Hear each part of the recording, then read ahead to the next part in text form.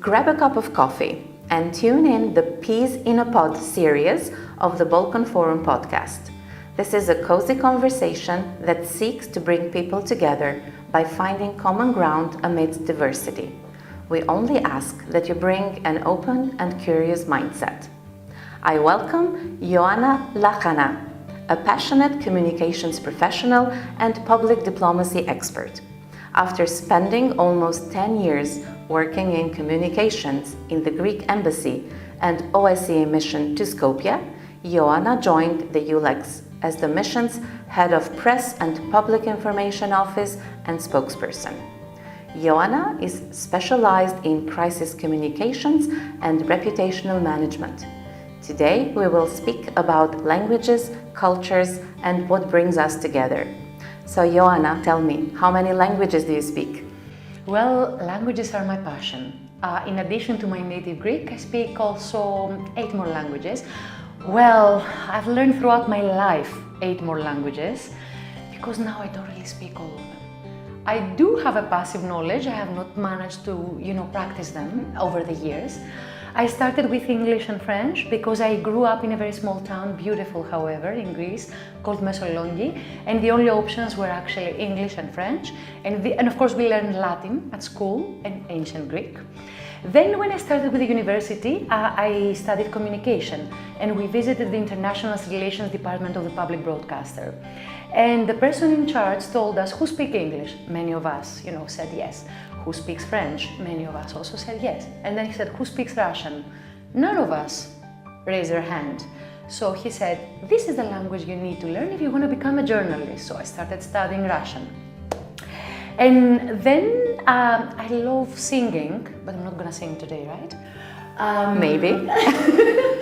And I loved it. I wanted to learn Italian, having the basis, of course, of Latin, in order to be able to sing in Italian.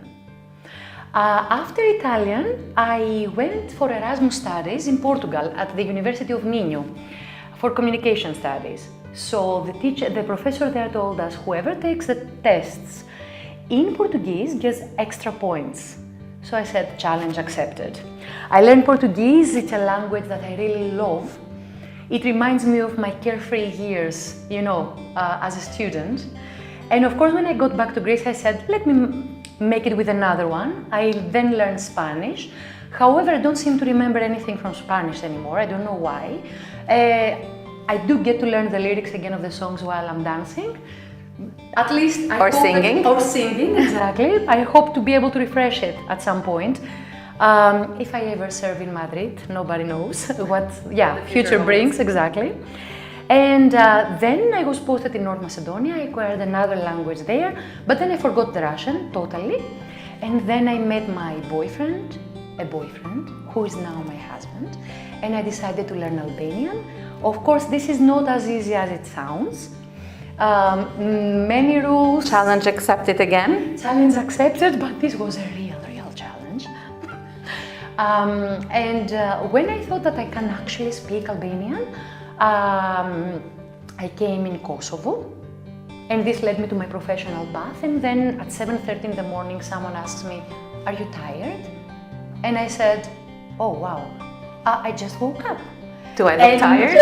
Are you tired? Which is the common way of saying, how are you? I still don't know how to reply to this question after so many years. But now, of course, I believe I'm closer to, I understand, hopefully, everything I'm being told. What a beautiful story. I think you've had more incentives than challenges to learn all these new languages, and that is great. So tell me, what is your relationship with the languages of the countries in which you have served or worked? Well, the relationship is close. As I said, every language brings up something different. So English is the professional language, the language that we use every day at work. It is a language without which you cannot, in today's world, if you want to work in international organizations, it's almost impossible to find any job without speaking English. French, despite the fact that it's called the language of diplomacy, French helped me into becoming part of the press attaché service of the Ministry of Foreign Affairs. Otherwise, because I have not served in any French-speaking country, I have not used the language as much as I wanted, but I still sing, as we said.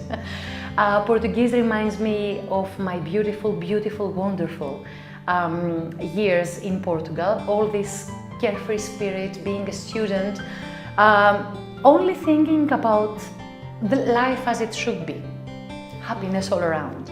And then Albanian. Albanian is the language that opened up many, many doors for me. And when I say doors, I mean to everything. To a shared life with my husband, to family, to friends, to Kosovo.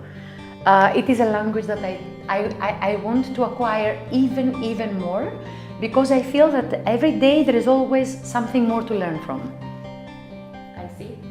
So, as you say, language is also seen as a reflection of cultural identity. In your professional experiences across the Balkans with international organizations, how has language contributed to communicating across cultural barriers, but also fostering a shared sense of humanity?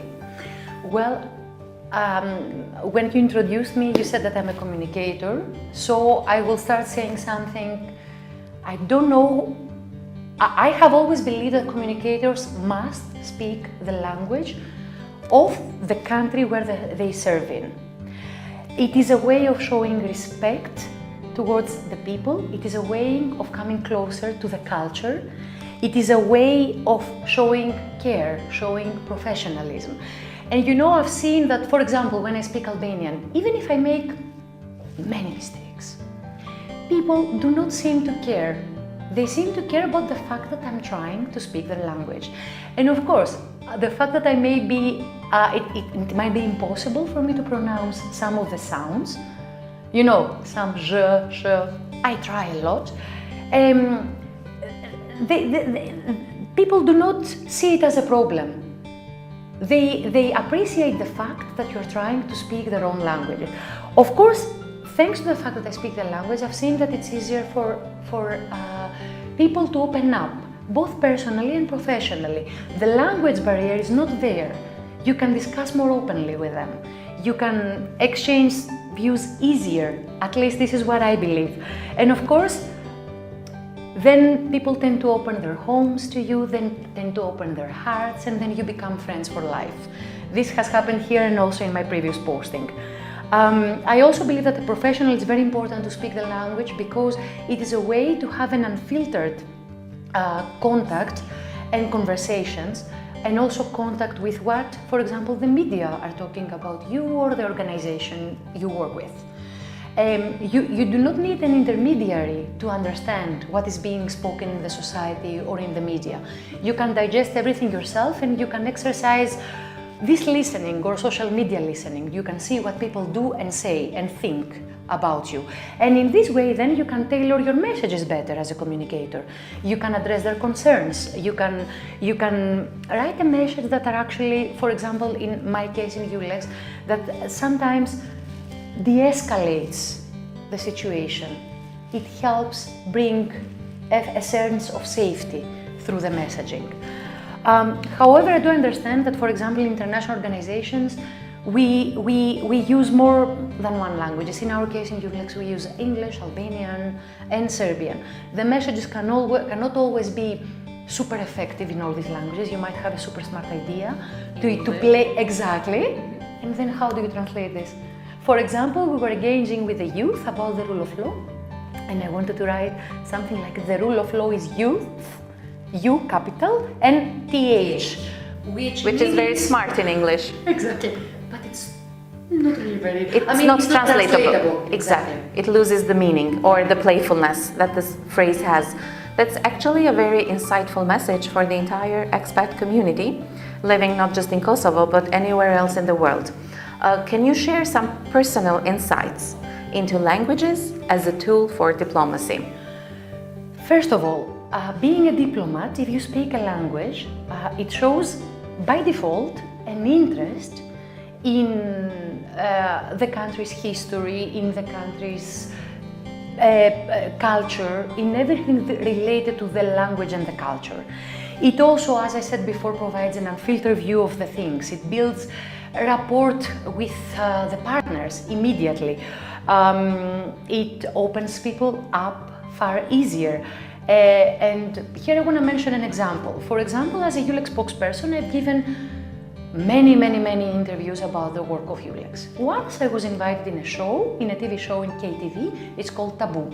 Many other foreigners who speak Albanian were invited in the show, and we were presenting our own views about life in Kosovo, life in Pristina, what are, our impressions and everything. And I had no idea how impactful this show could be. After the end of the show, I started getting phone calls, feedback. People would stop me on the street and tell me, "Oh, I saw you on KTV, this is so nice." So, immediately when you speak the language, had I been speaking English in this show, it wouldn't have been the same. It's as simple as that. Exactly.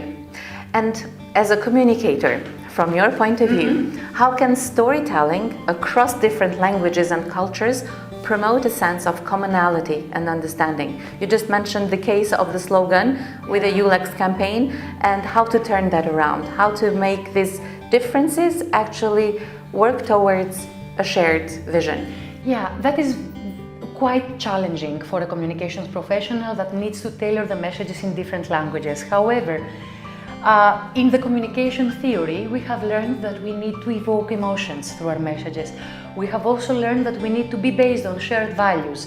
And shared values are not really, they can be expressed through words that bring us together, that create a sense of togetherness for all of us. The communications has this, beautiful thing. It can affect change. It can lead to action. This can be done only if we first listen, understand, and then craft a message. The mistake that we often make in international organizations is that our messages are self-serving. We tend to forget that we do not address the bubble that we usually work with every day. We tend to forget, for example, that we are here every day for the people of Kosovo.